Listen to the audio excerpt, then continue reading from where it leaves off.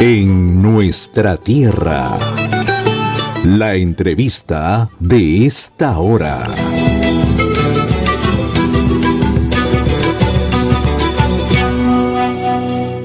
Seguimos aquí en nuestra tierra a través de nuestra plataforma informativa de RCR, llegando a todo el Perú y en Lima Norte y Lima Sur a través de Cable Más, canal 796. Vamos a nuestra entrevista central. Agradecemos la atención que nos da a esta hora el doctor Eduardo Ortega Guillén, que es director general del Centro Nacional de Epidemiología, Prevención y Control de Enfermedades. Doctor, muy amable por su atención, muy buenos días. Buenos días, muchas gracias por la oportunidad, señor Ricardo. No, a usted nuevamente. Bien, queremos comenzar este diálogo con una información que nos sorprendió, que viene precisamente de Estados Unidos, por lo que escuchábamos decir al presidente Joe Biden que la pandemia en su país había terminado. Y nos sorprendió, le digo, porque si bien es cierto los índices de contagios han bajado en esta enfermedad, pero hay muchas personas que siguen muriendo producto del COVID. ¿Cuál es su apreciación al respecto, doctor? Mi apreciación es que todavía no tendríamos elementos como para afirmar que la pandemia ha terminado. Es cierto que es probable que estemos de salida, pero efectivamente todavía no es el momento de decir que la pandemia ha terminado. Efectivamente la tercera y la cuarta ola han sido más, entre comillas, suaves que las anteriores. Y ahora, para conocimiento de nuestro público, ¿quién es la institución que oficialmente puede declarar el fin de la pandemia del COVID-19? En lo que ocurre es que la declaración de pandemia corresponde a la Organización Mundial de la Salud, es decir, los delegados y el equipo técnico de todos los países del mundo se reúnen y se efectúa una declaración oficial de fin de la pandemia. Ah, correcto. Entonces, la institución oficial en declarar la pandemia tiene que ser precisamente la Organización Mundial de la Salud, que ellos mismos pues la declararon como pandemia hace 2 años, ¿no? Recuerdo el 11 de marzo del 2020. Ahora, ya aterrizando en nuestro país, doctor, si bien es cierto, los índices en esta cuarta ola, gracias a Dios, están disminuyendo, pero aún no debemos bajar la guardia, ¿no? Ya, ahí debo mencionar que la positividad, el número de casos, la hospitalización, los fallecimientos, todo está en mejoría. Y eso es muy bueno. Debemos siempre recordar algunos detalles importantes. Uno, que la ventilación es apropiada, ¿ya? La gente a menudo no ventila los locales por temor al frío, pero en realidad lo más saludable es ventilar siempre. Que los espacios abiertos son muy seguros, que hacer actividad física en espacios abiertos, caminar, transportarse en todos esos lugares, podría hacerse sin ningún problema sin mascarilla. Que la vacunación se debe priorizar a los grupos con mayor riesgo, que en este caso son los mayores de 60 años. No debería haber en el Perú ningún mayor de 60 años que esté sin su tercera dosis. Eso es un imperativo, ¿no? Y que debería quedarse como una buena costumbre permanente a partir de ahora, que toda persona con síntomas use mascarilla. O sea, así sea piense que es el resfriado más leve, debería usar su mascarilla por protección de los niños, ¿no? Entonces, hay cosas que llegaron para quedar. Otras van a ir disminuyendo las restricciones conforme pasen los días porque mejoran su estado, pero otras que llegaron para quedar. Así es. Quizás así como ha quedado una gripe, ¿no? La influencia, y ya me imagino que quizás esta vacuna de COVID no va a ser ya cada 5 meses, me imagino que más adelante será al año, por lo menos uno se va a tener que vacunar. Todavía es un poco pronto para afirmar eso, le digo porque nosotros hemos tenido los picos de todas las llamadas olas, los picos epidémicos, sin importar que sea verano o invierno.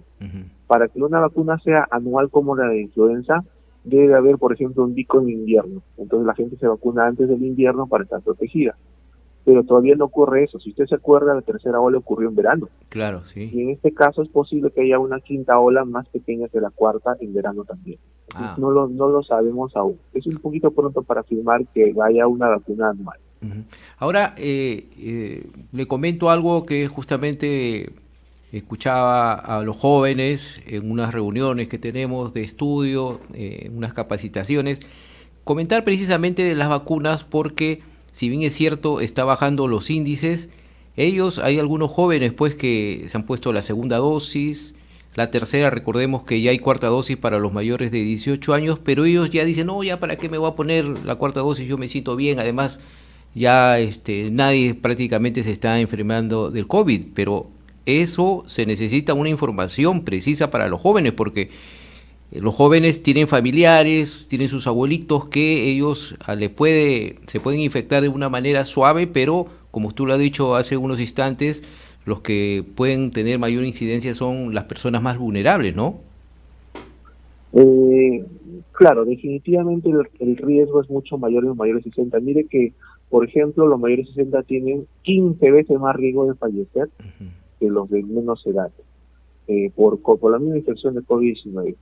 En el caso de los jóvenes, valdría la pena decirles que probablemente la vacuna funciona mejor con la tercera dosis. Es decir, que si alguien tiene 2 dosis, le convendría ponerse esa tercera dosis a los 5 o 6 meses, porque de ese modo refuerza. La cuarta dosis, diremos que está en una zona gris, pero la tercera dosis sí podría ser una buena indicación. Estas vacunas se probaron en un esquema de emergencia y por eso salieron con 2 dosis. Pero si hubieran continuado el estudio, la recomendación de vacuna completa hubiera salido por lo menos con 3 dosis. Y ahora, doctor, y en los casos de los menores que ya el Ministerio de Salud aprobó para los menores de 5 años, ¿es indispensable?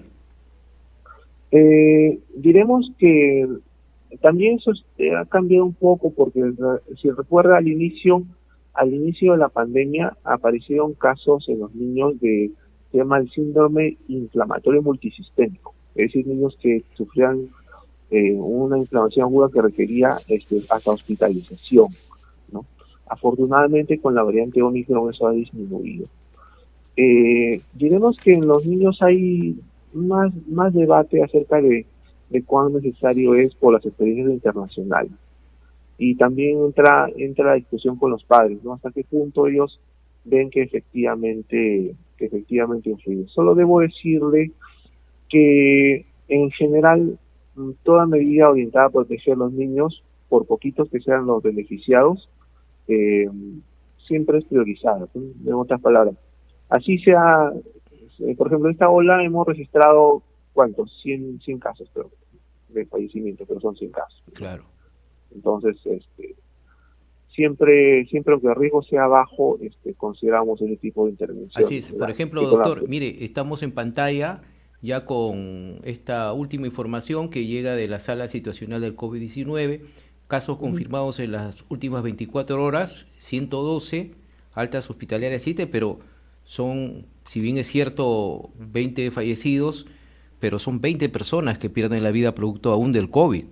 Entonces, la pregunta es, ¿en qué situación estamos en esta cuarta ola? ¿Seguimos en la cuarta ola? ¿En qué momento ya podemos decir que ya no estamos en la cuarta ola?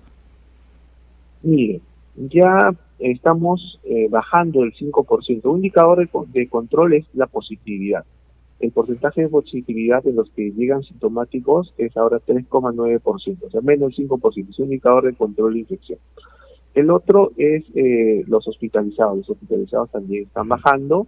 Los fallecidos siempre se demora 3 a 4 semanas en bajar comparado con la baja de los casos sintomáticos. ¿Por qué? Porque se pasan hospitalizados, pasan algunos a UCI, permanecen mucho tiempo. ¿Ya? Entonces lo que tendríamos que decir es que la suma de positividad, hospitalizados, fallecidos descienda, ¿no? Para poder decir oficialmente, pero sí estamos en ese camino. Estamos hablando de 2 a 3 semanas de tiempo. felizmente, ¿no? Y como usted lo ha Sí, dicho, sí. esto es pues aún no se sabe cómo se desarrolla, sobre todo por las variantes, ¿no, doctor? Van a aparecer nuevos linajes, definitivamente, aparecen nuevos linajes.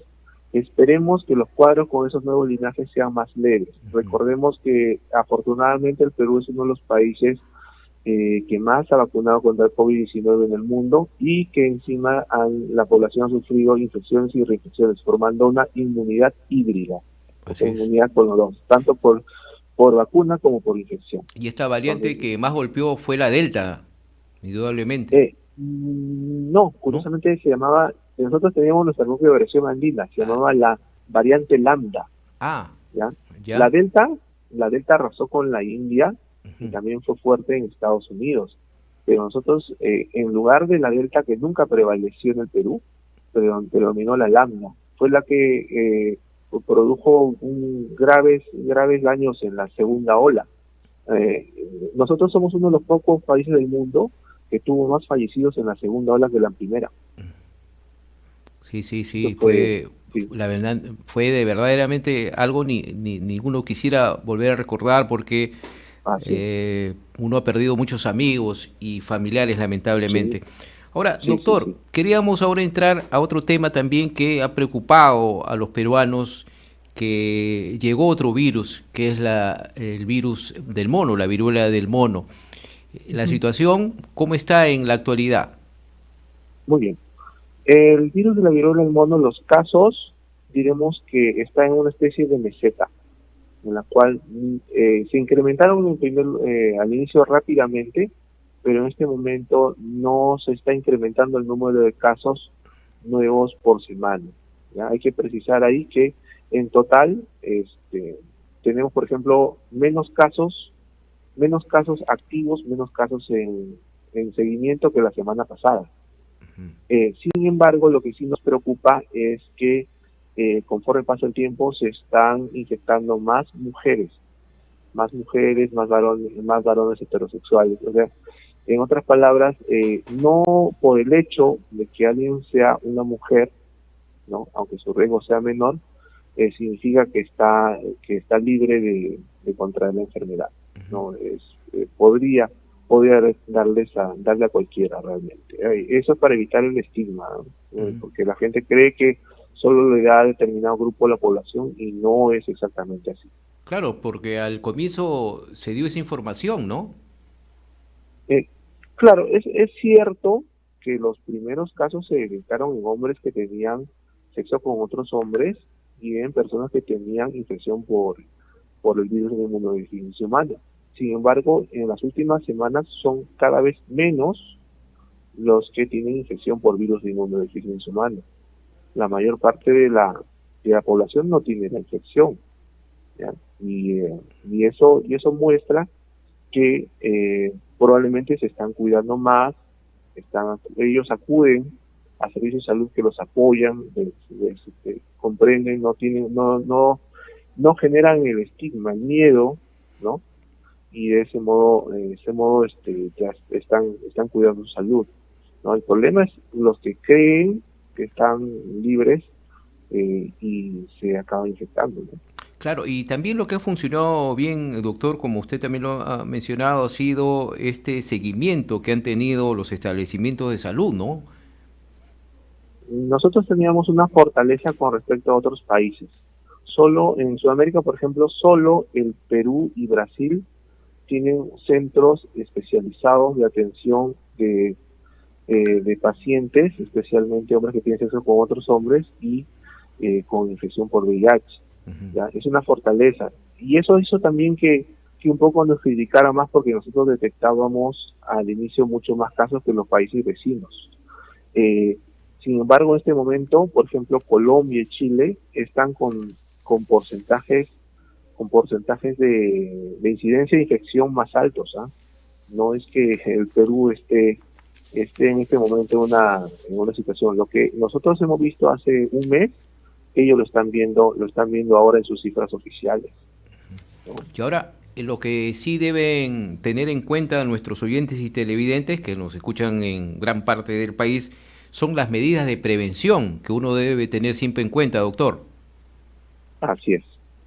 Ya. El virus claramente se conocía que se contagiaba por el contacto con las ampollitas, con las pústulas, Ajá. ¿no?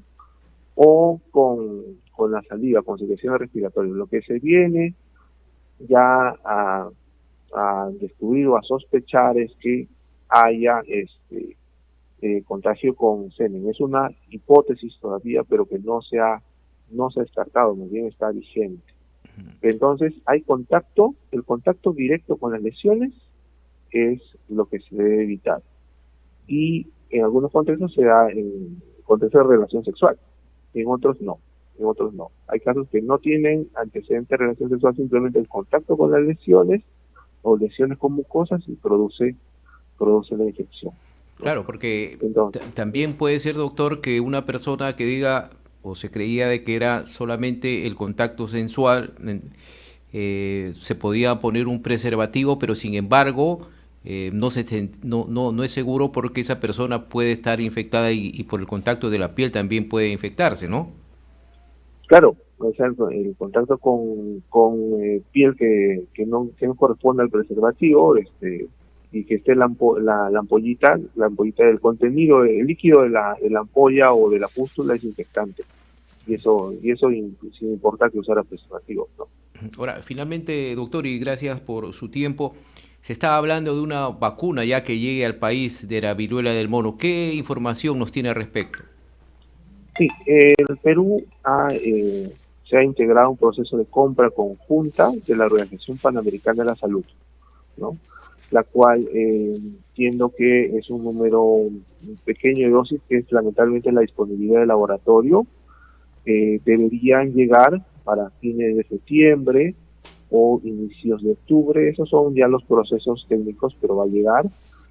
Y como es un número tan pequeño de dosis, se va a priorizar solo a un pequeño grupo de pacientes, no alcanza para más. Ahí debo advertir que estas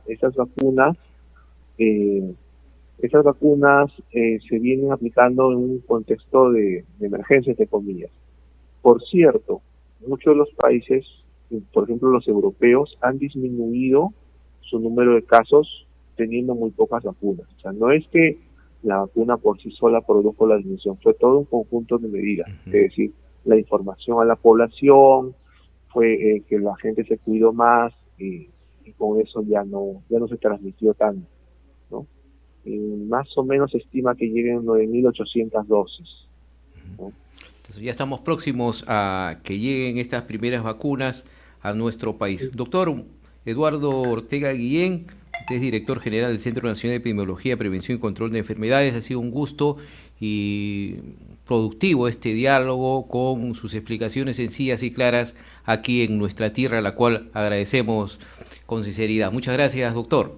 Muchas gracias a usted. Por favor, no se olviden, los espacios abiertos son muy seguros. Hay que retomar la actividad física que se había dejado en la pandemia, ¿no? Lamentablemente la pandemia nos ha dejado algunas secuelas, no solo emocionales, sino también físicas. Cuánta gente ha empeorado sus problemas crónicos y ahora toca enfrentar vivir esa parte, ahora, ¿no? de la pospandemia, ¿no? Con diversas Así es. informaciones. Muchas gracias, La doctor. etapa de la pospandemia. Muchas gracias. Un abrazo.